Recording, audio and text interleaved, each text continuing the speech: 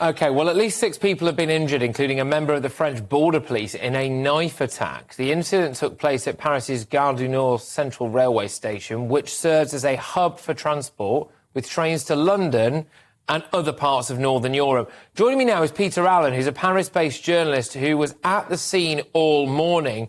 Peter, thank you very much. Can you just talk us through exactly what's happened? Is it terror? They don't know at the moment, Patrick, what normally happens over here. If there's any serious evidence for terror, anti-terrorism judges are involved. They're specialist grade of judges here because of the amount of terrorism there has been in France over the years. But I can tell you at the moment, they have not been instructed. And at the moment, it has been treated as a routine criminal inquiry. What I can tell you as a development is that a Libyan in his early 20s is the suspected attacker. At first, he told police that he was an Algerian. That wasn't true.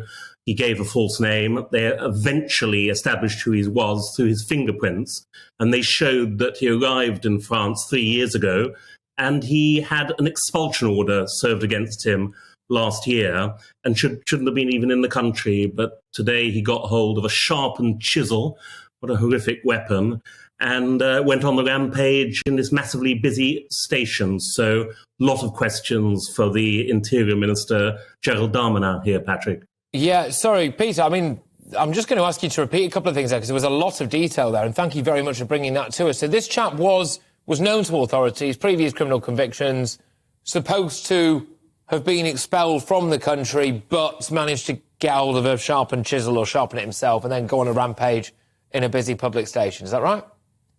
Absolutely right. He was considered to be extremely dangerous, a danger to the public. He had been convicted of various acts of vandalism, but the fear was that he was going to extend his violence to human beings. That's exactly what he did this morning, despite this order against him a year ago.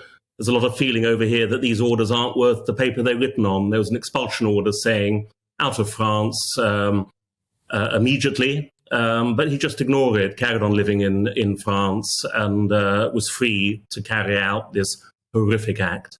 What's the mood like in Paris at the moment? I mean, it was only a couple of weeks ago, I think, I was reporting on shooting there in a particular section of Paris, not a million miles away from this, I believe, actually. In fact, I think you and I might have spoken over the phone. But, yeah, what's the mood like in Paris at the moment? Is it kind of a boiling point again? I wouldn't say it's a boiling point. I would rather horrifically say that there's a kind of acceptance of what's going on. I mean, that's the really frightening part of it. I mean, I turned up at Gare du Nord about an hour after this morning's attack. Some platforms were open again. Commuters were going backwards and forwards. I mean, it really is incredible. These kind of attacks have been going on for many, many years now, since 2015. It was early 2015 when the first really bad stabbings took place. But as you quite rightly said there, Patrick, just a month ago, about a mile from Gare du Nord, in fact, probably half a mile, a man was arrested, a far-right nationalist, he's been described as, for shooting 3 Kurds dead in cold blood, very, very close to Gare du Nord. So these kind of horrific acts do seem to be happening quite a lot. And the French security state seems to be powerless to do anything about them. It floods the streets with army, with police, with their machine guns or whatever. But if one person... Can I ask, you know, when the public learn that a particular individual who was supposed to be expelled from the country, previous criminal record, you could argue maybe shouldn't have necessarily been allowed in the first place, has gone on a rampage in a public area with a knife, 6 people hurt... I mean, there's just a reluctant acceptance of this in France, is there? In Paris? No, I wouldn't like to frame it like that. What I would like to say is that there are plenty of people who are shocked and terrified by what's going on. I was just making the point that because it has gone on so long, there's nothing like the feeling amongst the whole of Paris, people in Paris, that the world is crumbling. And I mean, that certainly was the feeling for those of us who lived through November the 11th, 2015, when 130 people were blown up or mown down by machine gunners in a single night. There's absolutely no doubt about that whatsoever. And I don't want to sort of say that what's happening now isn't appalling. Of course it's appalling. Yeah. But bearing in mind that the capital city, horrific things happen, and this is unacceptable, obviously, and terrible. But I was just being honest and saying there isn't this kind of feeling absolutely. that...